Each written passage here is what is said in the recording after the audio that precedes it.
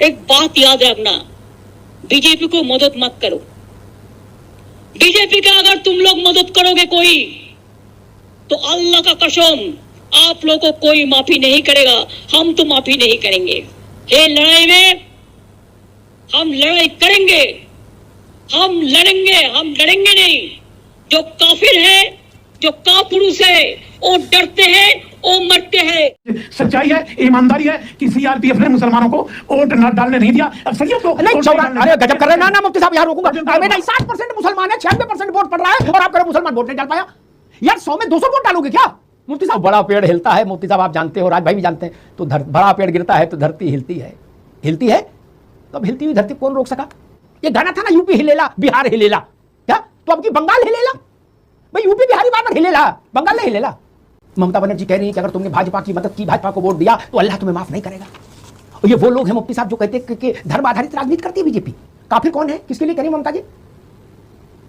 शर्म की बात है, सार्वजनिक मंच से माइक पर ऐसी बात बोल रही काफिर। ये बात तो औरंगजेब बोला करता था, हमने औरंगजेब तो नहीं चुना था बंगाल के लिए। मुफ्ती साहब आप भी जानते हो, मुझे तो लगा कि आयतुल्लाह खमैनी आ गए यहाँ बोलने, इनके अंदर प्रवेश कर गए। अगर इस देश में कट्टर मुस्लिम ध्रुवीकरण हो सकता है मुफ्ती साहब, तो कट्टर हिंदू ध्रुवीकरण खराब कैसे? बोला बकरा अच्छा है, बकरी खराब है, ऐसे कैसे हो जाएगा यार? जो हार मांस बकरे का सो बकरी का, बोले बकरी नहीं खाने देंगे, जिब्ह कर देंगे, बकरा खाओ। क्यों भाई? बोले Muslim polarization secular, Hindu polarization communal. इमाम के कहे से पोल्यूशन कंट्रोल बोर्ड का चेयरमैन बने, कैबिनेट मंत्री का दर्जा मिले, वो सेकुलरिज्म है? और शाकुंभरी पीठ के महंत के कहने से किसी को नगरपालिका में नौकरी लग जाए तो दैया रे दैया, हाय हाय हाय हाय। रामभद्राचार्य ने क्या कह दिया था? सतीश महाना गए थे मिलने, प्रणाम करने, क्या कह दिया था? कोई ये कह दिया था कि 50-50 लाख रुपए की व्यवस्था कर दो इसकी? नहीं ना, एक लड़का था उनका शिष्य का बेटा था, बोले भैया महाना जी की नौकरी लगा दो। सारे सेकुलर आ गए, बोले बाबा लोग नौकरी लगवाएंगे।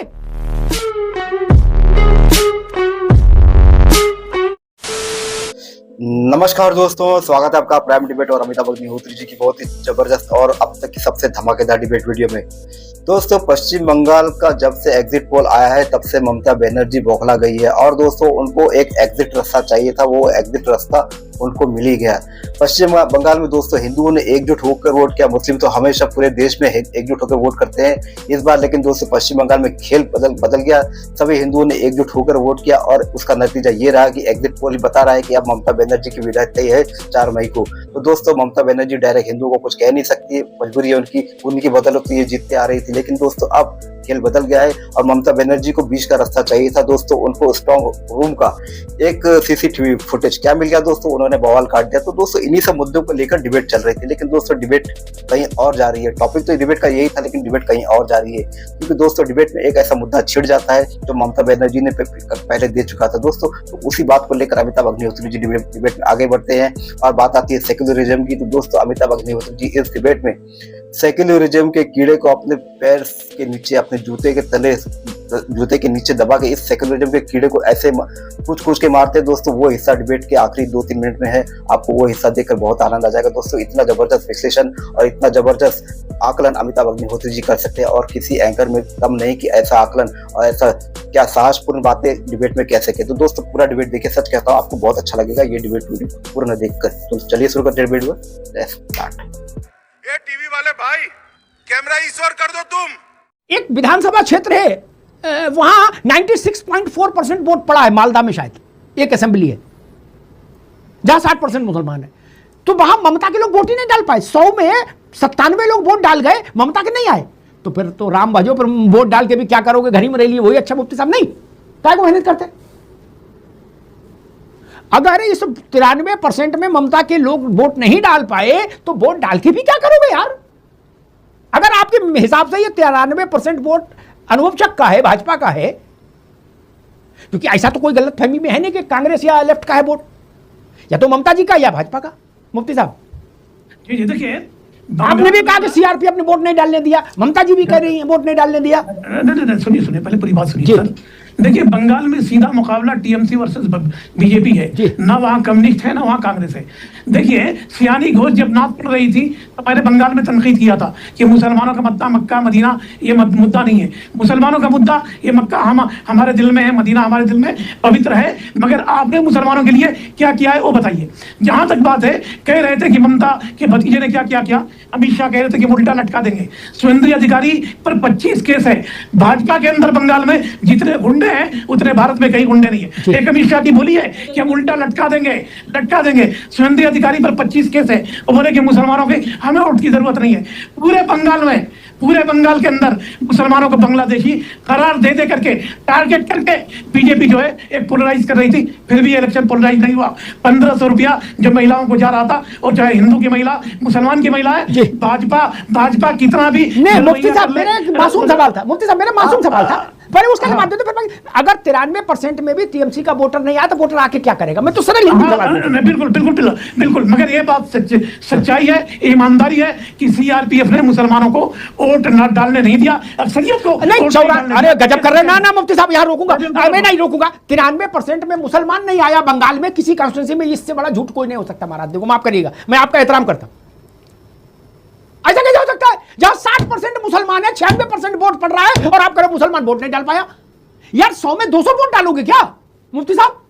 नहीं, इच्छा तो ऐसी लग रही।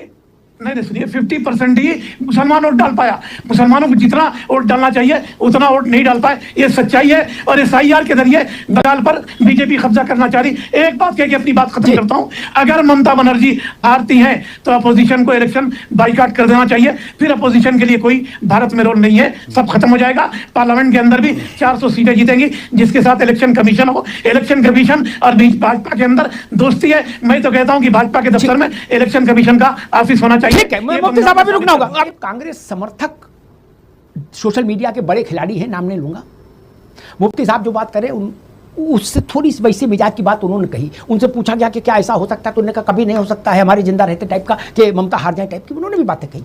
फिर बार प्रश्न हुआ कि नहीं मान लो ऐसा हो गया, तो उनका अगर ऐसा हो गया तो लिख लीजिए 2029 में 350 से ज्यादा सीट लेके नरेंद्र मोदी जीत कर आएंगे। ये बात कांग्रेस वाले भी कह चुके हैं। तो ठीक है, हो सकता है ऐसा ही हो। भाई बंगाल भाजपा जीत जाए तो ये भी तो भारत के इतिहास में पहली बार होगा। और बड़ा पेड़ हिलता है मुफ्ती साहब, आप जानते हो, राज भाई भी जानते हैं, तो बड़ा पेड़ गिरता है तो धरती हिलती है। तो अब हिलती हुई धरती कौन रोक सका?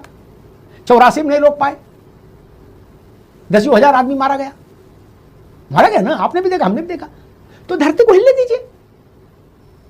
ये गाना था ना, यूपी हिलेला बिहार हिलेला, क्या? तो अब की बंगाल हिलेला। भाई यूपी बिहारी बार हिलेला, बंगाल नहीं हिलेला। ममता बनर्जी कह रही है कि अगर तुमने भाजपा की मदद की, भाजपा को वोट दिया, तो अल्लाह तुम्हें माफ नहीं करेगा। और ये वो लोग हैं मुफ्ती साहब जो कहते हैं कि धर्म आधारित राजनीति करती है बीजेपी। ये कौन सी राजनीति हो रही है? अल्लाह को बीच में ला रहे हो, अल्लाह की कसम दिला रहे हो कि नरक की आग में जलना पड़ेगा। ये सिखा रहे हैं, और सेकुलर भी बने रहेंगे। ऐसा ना करो महाराज। है काफिर कौन है, किसके लिए कह रही ममता जी? शर्म की बात है। सार्वजनिक मंच से माइक पर ऐसी बात बोल रही काफिर। ये बात तो औरंगजेब बोला करता था। हमने औरंगजेब तो नहीं चुना था बंगाल के लिए, मुफ्ती साहब आप भी जानते हो। हमने एक भद्र बंगाली परिवार की बच्ची को चुना था। इस मानसिकता में चलेगी ममता जी उम्र के इस बुढ़ापे में? काफिर। मुझे तो लगा कि आयतुल्लाह खamenei आ गए यहां बोलने, इनके अंदर प्रवेश कर गए। लोग कह रहे हैं कि जब तक बंगाल में मुसलमान ममता बनर्जी के साथ है तब तक बीजेपी सत्ता में नहीं आ सकती। अब एक ही सूरत हो सकती है कि 30% मुसलमान की सॉलिडरिटी को एक ही तरह से आप काउंटर करके जीत सकते हैं, जो मेरी बुद्धि कहती है, जब आप 70% मुसलमानों को वैसा ही कंसोलिडेशन में ले आए जैसे इस वहां मुसलमान है कंसोलिडेशन में। मुफ्ती साहब मेरी बात को अच्छे से समझ गए होंगे क्या? अगर 100 मुसलमान है तो 100 का मतलब 100 टीएमसी का वोट है, फिर ना वो इधर है ना उधर है। क्या बीजेपी ने ऐसा हिंदुओं के बीच में वहां कर लिया? क्योंकि वो किए बिना ब्रह्मा उतर आए, बीजेपी जीत नहीं सकती जब तक हिंदू कंसोलिडेशन मुस्लिम कंसोलिडेशन जैसा नहीं हुआ होगा। पहले उत्तर प्रदेश के लिए भी कहा जाता था कि बिना मुसलमानों को साथ लिए सरकार नहीं बन सकती, ये जान लो। क्या कल्याण सिंह ने सरकार बनाई, 222 विधायक जीत के आए, 222 क्या, और पूरी रंगबाजी से सरकार बनी। और कल्याण सिंह ने एक बार मुझसे कहा कि अग्निहोत्री जी, ये 222 के विधायकों वाली उसमें एक भी मुस्लिम वोट शामिल नहीं था, not even a single vote. Mufti साहब,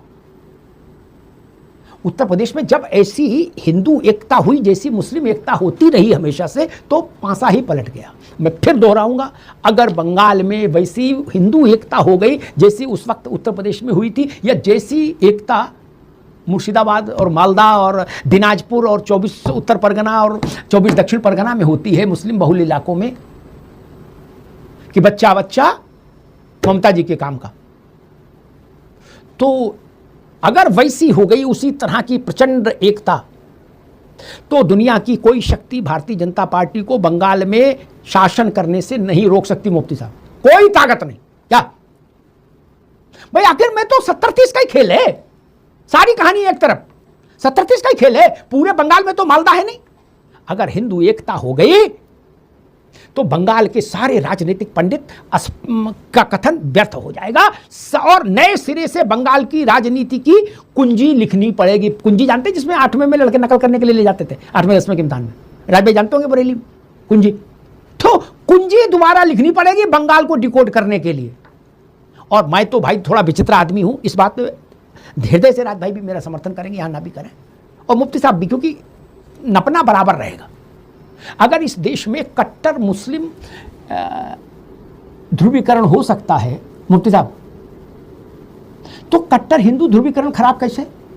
बोले बकरा अच्छा है बकरी खराब है, ऐसे कैसे हो जाएगा यार? जो हाड़ मांस बकरे का सो बकरी का, बोले बकरी नहीं खाने देंगे, जिब्ह कर देंगे, बकरा खाओ। क्यों भाई?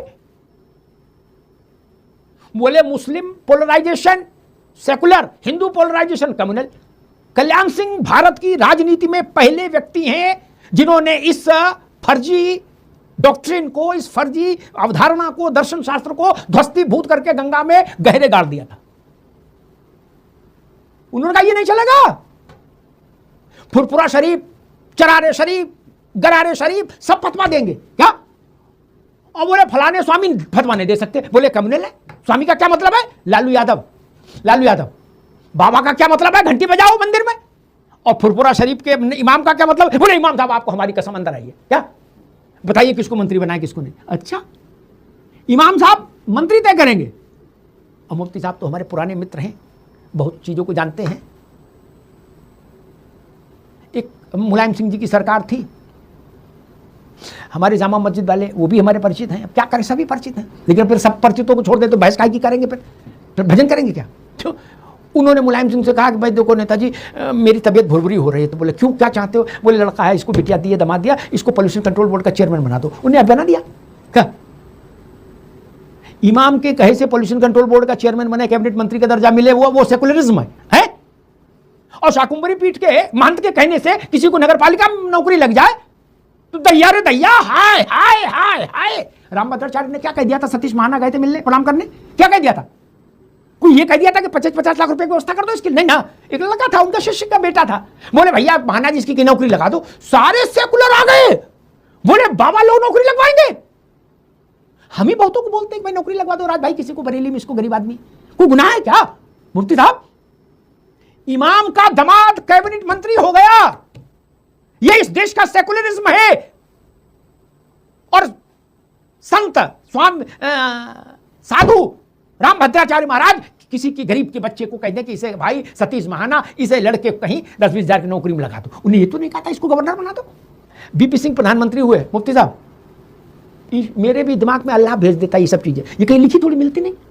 बीपी सिंह प्रधानमंत्री हुए तो वो जामा मस्जिद गए इज्जत अफरोज करने इमाम साहब की, बड़े जो अभी इमाम है इनके अब्बा बुजुर्ग थे तब, क्या तो हाँ, तो वो और ये जियाउर रहमान अंसारी के बाबा शफीकुर रहमान बर्की, दो ही लोग हिंदुस्तान में ऐसे थे जो कहते थे हमारे अंदर भारत का खून नहीं है, हम डायरेक्ट बाबर वाले हैं, पाइपलाइन उधर से आई थी खून की सप्लाई। तो खैर, तो एक लड़का था वहाँ मुफ्ती साहब जो उनकी सेवा करता था, नाम मत पूछिएगा आप जान जाएंगे। क्या उन्होंने मालूम क्या कहा मुलायम बीपी सिंह से कि भाई विश्वनाथ प्रताप तुम तो वजीर आजम हो गए हो। अरे उनने कहा हुजूर बस आपकी करम है, आपकी दया है टाइप का जो भी कहा।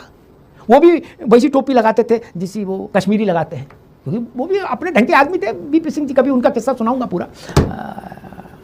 वो भी कुछ के अरविंद केजरीवाल टाइप के व्यक्ति थे। तो उन्होंने कहा कि आप आदेश करो, हुक्म करो जी।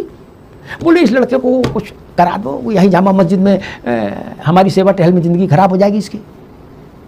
तो उन्होंने राजदूत बना दिया।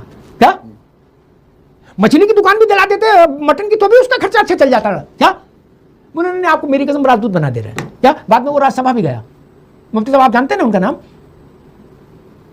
अब क्या कहें और किसको कहें। राम भद्राचार्य किसी की चपरासी की नौकरी के लिए सिफारिश कर दे तो आप राम भद्राचार्य को फांसी देना चाहते हैं, और जामा मस्जिद के इमाम की कोर्निश करते हैं आधी कमर झुका के। मोदी चले जाए काशी तो आपके पेट में गुलगुल होने लगेगी, लूज मोशन हो जाएंगे, फिर वो किसी दवा से टाइट नहीं होंगे मोशन। क्या और वीपी सिंह हर मस्जिद हर सीढ़ी पर ऐसे ऐसे करते ऊपर चढ़ रहे हैं, तो आप कह रहे हो देखो ये सेकुलरिज्म आया जामा मस्जिद। ऐसे चलाएंगे देश। ये फुरपुरा शरीफ का था, क्या मसला था? कौन है फुरपुरा? क्या है फुरपुरा? मैं एक ही बात जानता हूं, भाजपा और टीएमसी कुछ नहीं जानता।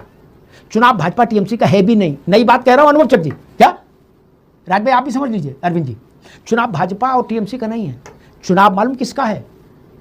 बंगाल ये तय करेगा कि मुस्लिम पोल सॉलिडरिटी, मुसलमानों की चुनावी एकता का जवाब हिंदू चुनावी एकता से दिया जा रहा है क्या?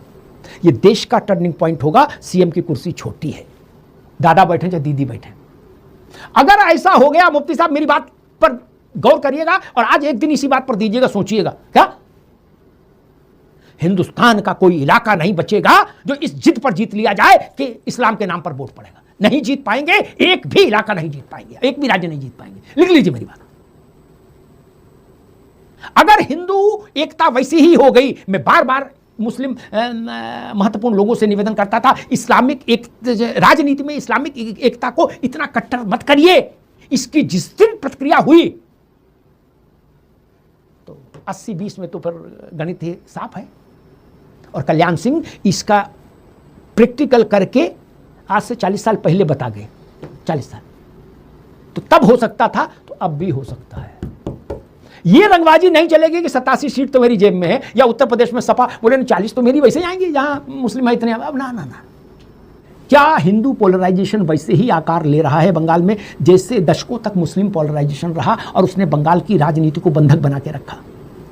बंगाल की राजनीति उस बंधन से मुक्त हुई कि नहीं हुई, मैं सिर्फ ये देखूंगा। धन्यवाद। तो दोस्तों डिबेट हो गई खत्म, वीडियो हो गई पूरी। उम्मीद करता हूँ दोस्तों अमिताभ अग्निहोत्री जी की ये लेटेस्ट डिबेट वीडियो आपको बहुत ही पसंद आई होगी। तो दोस्तों लब्बा डिबेट का यही निकल रहा है कि जिस तरह से पश्चिम बंगाल में सभी हिंदुओं ने एकजुट होकर वोट किया, दोस्तों पूरे भारत में अगर ऐसा हो जाएगा तो दोस्तों ये मुस्लिम तुष्टीकरण इस देश से खत्म हो जाएगा। लेकिन दोस्तों कुछ सेक्युलर कीड़ों और कुछ लिबराल्डों की वजह से हिंदू एक नहीं हो पा रहा है। दोस्तों इस खाई को पाटना होगा। आप कभी भी, आप अगर ऊंची जाति के, तो दोस्तों कभी भी नीची जाति को घिन से मत देखिएगा दोस्तों, क्योंकि यही एक एक बात दिल का ताड़ बना देती है और दोस्तों हिंदू टूटता जाता है। लेकिन पश्चिम बंगाल में ऐसा नहीं हुआ। सभी बड़ी जाति का, छोटी जाति का, दोस्तों सभी एकजुट हो गए और बीजेपी के लिए बहुमत ला दिए। तो दोस्तों ऐसे ही उखाड़ना पड़ेगा इन सेक्युलर कीड़ों को, इन लिबरलों को। तो उम्मीद करता हूँ दोस्तों अमिताभ अग्निहोत्री जी ने इस डिबेट में जितनी बातें कही आप उसको मान्य करते हो और अमिताभ अग्निहोत्री जी को पूरा सपोर्ट देते हो इस डिबेट के लिए। तो उम्मीद करता हूँ दोस्तों अमिताभ अग्निहोत्री जी ने कि ये डिबेट वीडियो आपको बहुत ही पसंद आई होगी। खासकर अमिताभ अग्निहोत्री जी की लेटेस्ट डिबेट वीडियो आप देखना पसंद करते हो दोस्तों, तो प्राइम डिबेट के इस यूट्यूब चैनल को आप सब्सक्राइब करते जरूर जाओगे। मिलता हूं मैं आपसे अगले वीडियो में, तब तक के लिए जय हिंद, वंदे मातरम।